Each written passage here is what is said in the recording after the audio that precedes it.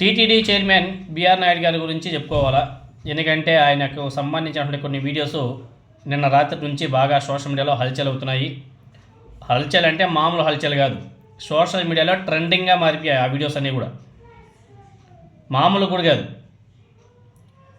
అసలు ఆ వీడియోస్ని చూస్తుంటే ఇటువంటి వ్యక్తిని నారా చంద్రబాబు నాయుడు గారు టీటీడీ చైర్మన్గా నియమించింది అనేసి చాలా సిగ్గేస్తుంది.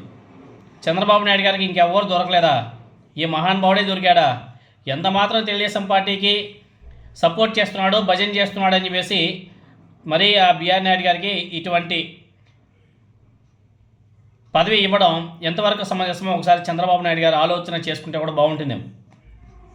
అదేవిధంగా చంద్రబాబు నాయుడు గారు దాకా వెళ్ళి ఉండొచ్చేమో ఈ వీడియోస్ అన్నీ కూడా. మరి ఇప్పటివరకు ఎటువంటి యాక్షన్ అయితే తీసుకోలేదు. అట్లీస్ట్ ఏ విచారణ కమిటీనైనా వేసి విచారణ చేయించుంటే చాలా బాగుంటుందేమో. ఏ హైకోర్టు జడ్జి గారితోనో లేకపోతే ఎవరితో ఒకరితో ఒక టీం వేసి ఒక సిట్ని ఏర్పాటు చేసి ఇన్వెస్టిగేషన్ చేస్తుంటే తప్పులు ఉంటే సస్పెండ్ చేయడమో, ఒకవేళ నిజంగానే బిఆర్ నాయుడు గారు అలాంటి పనులు చేశాడు అనేసి అనిపిస్తే సస్పెండ్ చేసి పక్కన పెట్టిన అటువంటి విచారణ కానీ అటువంటి ఆలోచన కానీ కూటమి ప్రభుత్వంకి ఉన్నట్టుగా కనిపించట్లేదు. అయినా కానీ బిఆర్ నాయుడు గారికి సంబంధించి అటువంటి వీడియోస్ మార్కెట్లోకి రావడానికి గల కారణాలేంటి? ఇలా సోషల్ మీడియాలో రావడానికి గల కారణాలేంటి? దీని వెనక ఎవరున్నారు అనేసి సోషల్ మీడియాలో తెగ కామెంట్స్ మామూలు కూడా కాదు. ఓవరాల్గా చూసుకుంటే మేబీ రాధాకృష్ణ ఉండొచ్చేమో అనేసి కొంతమంది కామెంట్ చేసుకుంటున్నారు. అది సీరియస్గా చేస్తున్నారా కామెడీగా చేస్తున్నారో తెలియదు, కానీ ఏపీఎన్ రాధాకృష్ణ ఉండొచ్చేమో. ఎందుకంటే ఈ బిఆర్ నాయుడు గారిని ఎప్పుడైతే టీటీడీ చైర్మన్గా చేశారో అప్పటి నుంచి రాధాకృష్ణ గారు పాపం కడుపు మంటతో రగిలిపోతున్నాడు.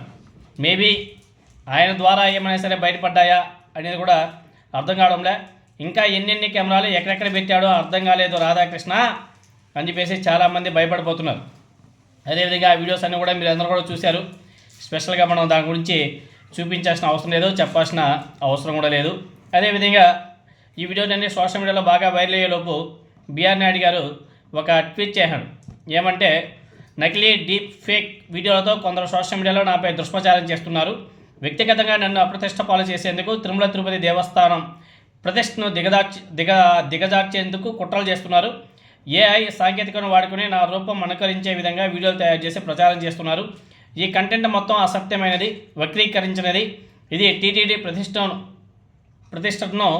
దెబ్బతీసేందుకు పడినటువంటి పథకం. దీని వెనుక రాజకీయ దురుద్దేశం ఉంది. వైఎస్ఆర్ కాంగ్రెస్ పార్టీకి చెందినటువంటి కొందరు ఈ తప్పుడు ప్రచారాన్ని వ్యాప్తి చేస్తున్నారు. దీనిపై నేను చట్ట ప్రకారం ముందుకెళ్తాను. నాపై సోషల్ మీడియాలో సాగుతున్న దుష్ప్రచారం వెనుక ఉన్న కుట్రను తేల్చాలని సైబర్ క్రైమ్ పోలీసులకు ఫిర్యాదు చేశాను.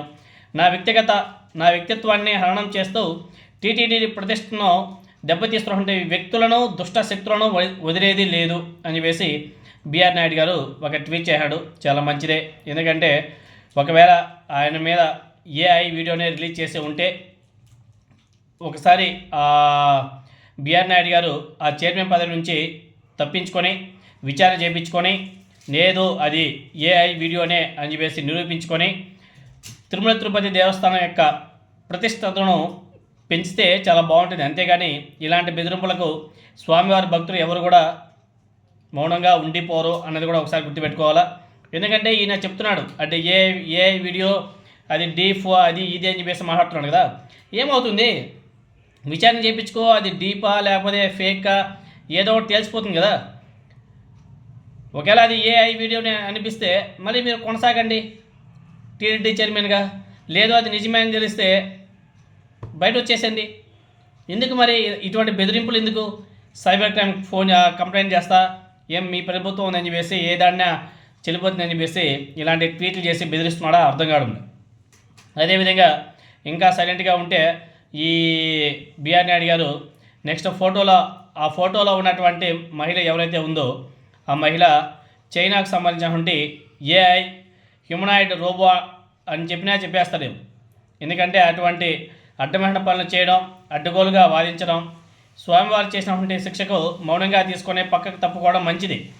లేకపోతే ఇంకా స్వామివారి ఆగ్రహానికి గురికాక తప్పదు ఎవరు? బిఆర్ నాయుడు గారు కానీ అదేవిధంగా తెలుగుదేశం పార్టీ కానీ.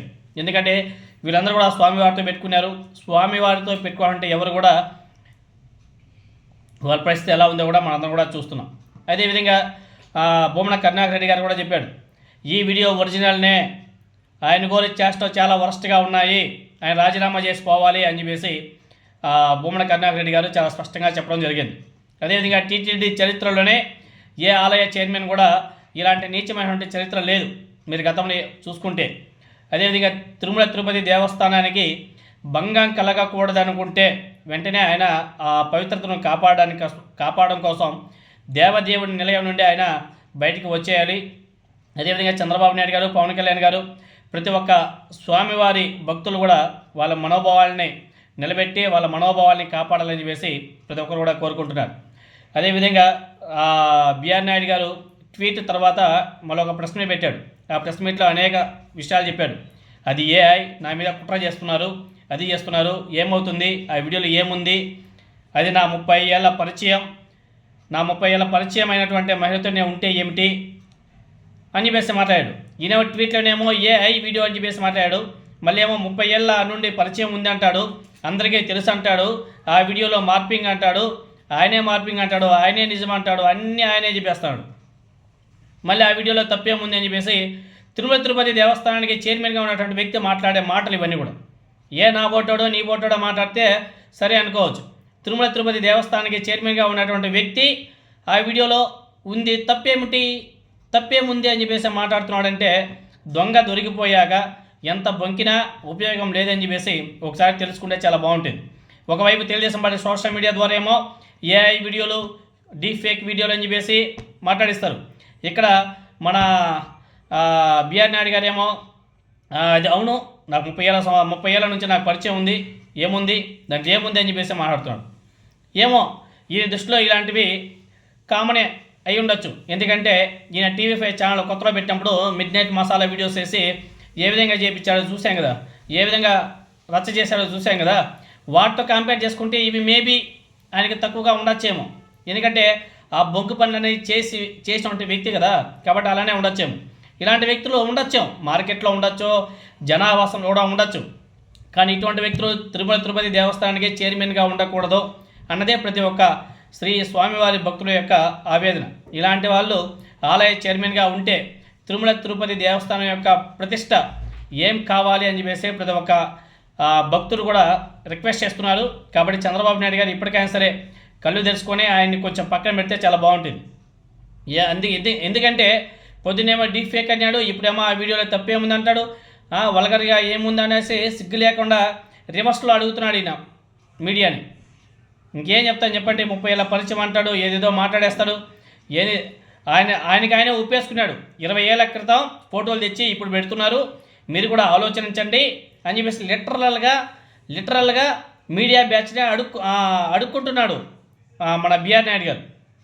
అయినా ఏదో పనుల వల్లనే కదా బిఆర్ నాయుడు గారి తిరుమల తిరుపతి దేవస్థానం యొక్క ప్రతిష్టను దెబ్బతీసింది. అయినా కానీ ఇలా చెప్పుకుంటూ పోతే బోల్డే ఉన్నాయి. ఇక్కడ ఇంకో పాయింట్ తెలుసుకోవాలా, వైఎస్ఆర్ కాంగ్రెస్ పార్టీ అధికారంలో ఉన్నప్పుడు ఎస్పీబీసీ ఛానల్కి చైర్మన్గా ఉన్నటువంటి 40 years పృథ్వీనో 30 years పృథ్వీనో ఉన్నాడు కదా, వాడు ఏదో వల్గర్గా ఏదో చేశాడని చెప్పేసి ఆనాడు జగన్మోహన్ రెడ్డి గారు అతన్ని తీసి పక్కన పెట్టాడు. మరి ఈ కూటమి ప్రభుత్వం ఎందుకు చేయలేకపోతుందో మనకైతే అర్థం కావడం. ఆనాడు ఆ పృథ్వీ గారు, ఈనాడు ఈ 30 years పరిచయం అయినటువంటి మన బిఆర్ నాయుడు గారు, ఇద్దరిది కూడా ఒకే లెక్క. ఒకరేమో వెనక నుంచి వాటేసుకుంటారు, ఇంకొకరేమో ముందు నుంచి వాటేసుకుంటారు. మనకే సిగ్గేస్తుంది. ఇటువంటి వ్యక్తులు మనం ఏం చెప్తాం చెప్పండి. కాబట్టి ఇప్పటికీ మించిపోయింది ఏం లేదు. ఒకసారి మన చంద్రబాబు నాయుడు గారు ఇంకో మాట అన్నాడు బిఆర్ నాయుడు గారు. అవును, చంద్రబాబు నాయుడు గారు చెప్తే ఇప్పుడే రాజీనామా చేసి వెళ్ళిపోతా, చంద్రబాబు నాయుడు గారు చెప్పలేదేమి, నేను కొనసాగుతా అని చెప్పాడు. చంద్రబాబు నాయుడు గారు చెప్తే ఈయన రాజీనామా చేసి వెళ్ళిపోతాడంట. ఆయన చెప్పడం, ఈయన రాజీనామా చేయడు. ఎందుకంటే వీరిద్దరి మధ్య ఉన్నటువంటి అన్యోన్య బంధం అటువంటిది. ఈయన లేకపోతే ఆయన లేడు, ఆయన లేకపోతే ఈయన లేడు. ఎందుకంటే మొన్న ఏదో ఒక ఇంటర్వ్యూలో చెప్పాడు బిఆర్ నాయుడు గారు, నా ఛానల్ పనిచేసేదే తెలుగుదేశం పార్టీ కోసం, నేను ఉండేదే తెలుగుదేశం పార్టీ కోసం అని చెప్పేసి ఆ విధంగా మాట్లాడే వ్యక్తిని చంద్రబాబు నాయుడు గారు తీసి పక్కన పెడతారనేసి మీకేమైనా నమ్మకం ఉందా? అయినా కానీ పవనానంద స్వామి ఏం చేస్తున్నాడో ఏమో పాపం, ఆయన దాకా ఈ వీడియోస్ వెళ్ళాయో లేదో తెలియట్లే. పాపం పవనానంద స్వామి ఈ విషయాల గురించి ఇప్పటివరకు ఎటువంటి మాటలు మాట్లాడలేదు. ఏమైనా మాట్లాడే ఉద్దేశం ఏమైనా ఉందా లేదా కూడా అర్థం కావడంలే. సో పవనానంద స్వామి గారి మాటల కోసం చాలామంది వెయిట్ చేస్తున్నారు. ఆయన కానీ మాట్లాడితే చూడాలని చెప్పేసి చాలామంది అనుకుంటున్నారు. అది మరి సాధ్యం అయ్యేదేనా, లేకపోతే పవనానంద స్వామి అలా సైలెంట్గా ఉండిపోతాడా అనేది కూడా చూడాలి.